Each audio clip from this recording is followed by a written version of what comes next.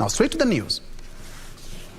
Civil society groups have called for global urgent action to avert the prevailing climate-fueled catastrophe in the Horn of Africa region.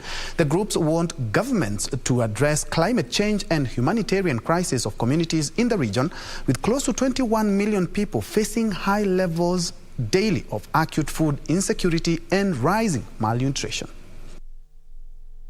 Mithika Mwendwa, the executive director at the Pan-African Climate Justice Alliance, said that the climate and drought crisis has heightened protection risks for women and children, in particular girls, who have become more vulnerable to exploitation, child labor, as well as sexual and gender-based violence.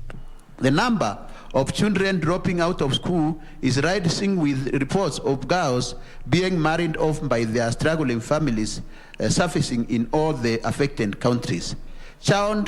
Early and forced marriages are being used as a negative coping mechanism to lessen demands on family resources and potentially get money that they can use to buy food and other necessities.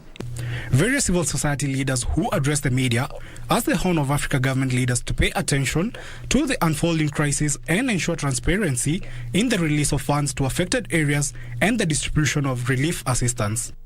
They urged donors to make available resources to various national governments and organizations to protect and assist those who are threatened by the increasing bouts of famine. We need to put in place various mechanisms.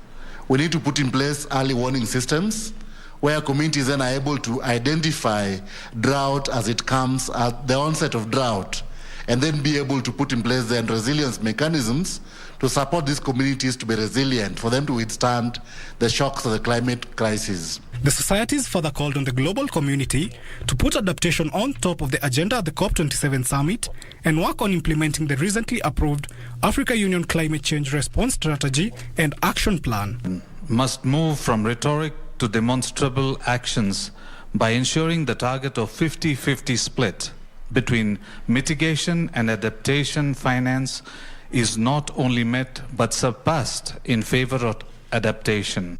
Collins Shadrack for Lunchtime News.